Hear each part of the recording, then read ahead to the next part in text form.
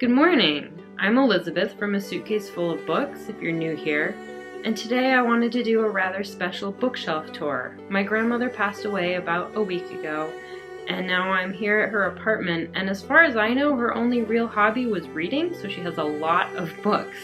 And before things start changing in this apartment, I wanted to do one last bookshelf tour, and I thought I'd take you with me. I'm going to start with the bookshelf behind me. It's the bookshelf that's in my mom's childhood room, and the room that I would stay in when I visited, so it's got a combination of her books and mine. So I thought we'd start looking through that one first.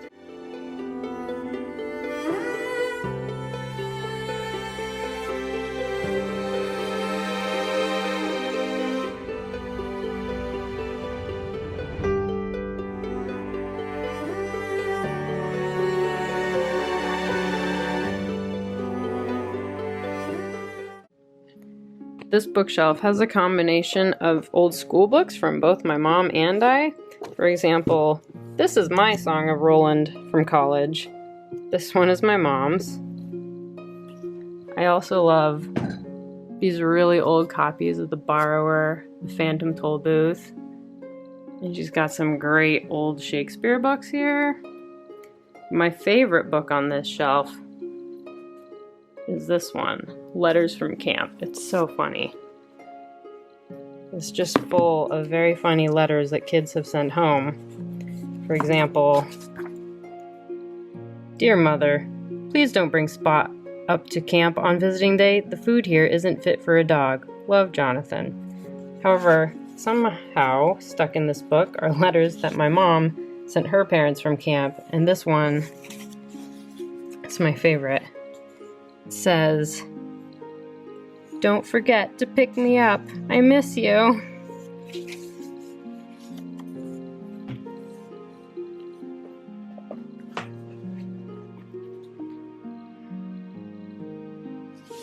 We've got some classics up here.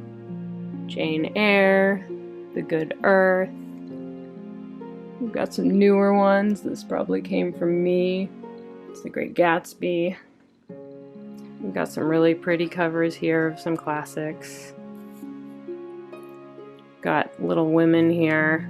And inside Little Women was this article about hobbits. I'm not really sure. I think it was stuck in the wrong book.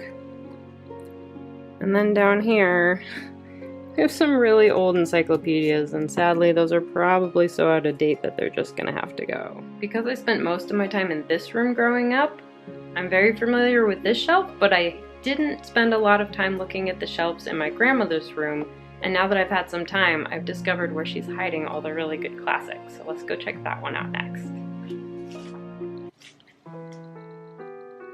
So there really doesn't seem to be any rhyme or reason to the organization system of the books on these shelves. There's Hungarian books next to English classics books, next to Hebrew books. We're gonna go check them out. I found some really cool things so far. I've already started going through the books and finding multiples of some books, like this one. I found 2 copies of one of my mom's favorite books, Green Gage Summer. This dust jacket has one of my favorite covers of Green Gage Summer. I only have a paperback version at home, so I might steal one of these. This one is really pretty, but it also doesn't have this cover. However, this one, I don't know, it has some stamps in here, but it also has a ripped page. So this one is in a little bit better condition. So I might take this one. This is one of the books that I wish was not quite as fictional as it is, because I totally want to go to where it takes place. It takes place in a little French hotel that I would love to visit. It's very quirky. I've also found a bunch of Jeeves and Wooster books. I love Jeeves and Wooster. And then here we have classics like the Jane Austen book, Sense and Sensibility, another Jane Austen book, and then right next to it we start into the Hungarian books, which I don't know what we're gonna do with because none of us unfortunately read Hungarian. And then we've got more classics, Ivanhoe, Vanity Fair, War and Peace. Just a whole mix of things. And then down on the bottom, I think, is like every Agatha Christie novel ever, perhaps?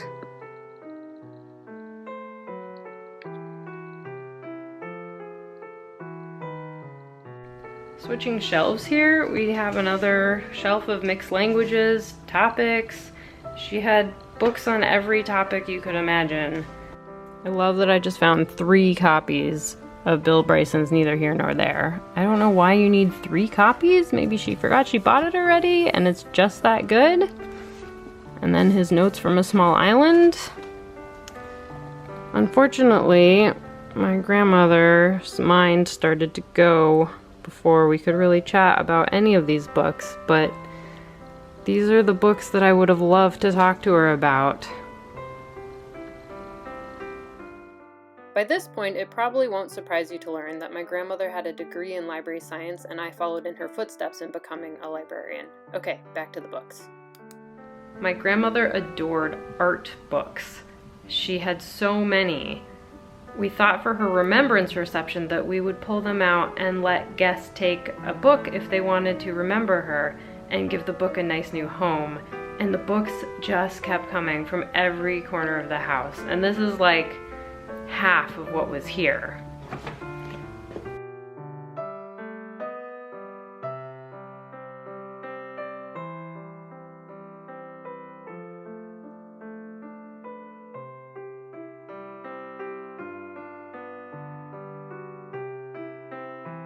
My grandmother didn't actually do any art, but my grandfather did. He did some collages which are on the wall, and my dad also has some of his art below that on the wall.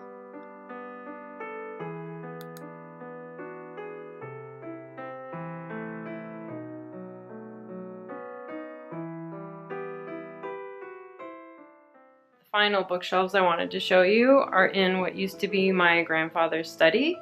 And he wrote science books, so these are the more scientific books, but there's also a really great travel shelf, and of course, more of every subject because there's no organization to this house.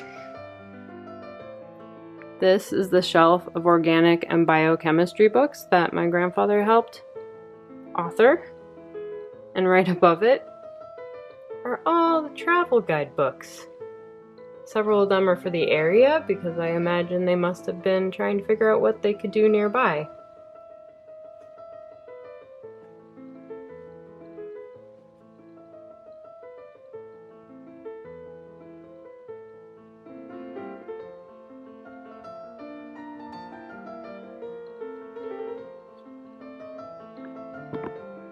So those are just some of the bookshelves in this apartment. If I showed you all of them, we'd probably be here all day. And I have actually found a few books that I want to take home already, but it's going to be a big task to sort through, so I thought I'd show you what I found so far. Okay, real quick aside, I know I'm supposed to be picking up books from the shelves here, but these are the books that I've bought at bookstores in the last couple days because I'm somewhere with big bookstores and I couldn't help it. But these are the ones I've picked out from the shelves so far. This one is by Simon Schama. The idea of reading a Simon Schama book actually intimidates me because I really like his TV shows, but he seems so smart that I'm not sure I will understand his books, but perhaps if I have one on my shelf, I will actually try and read it.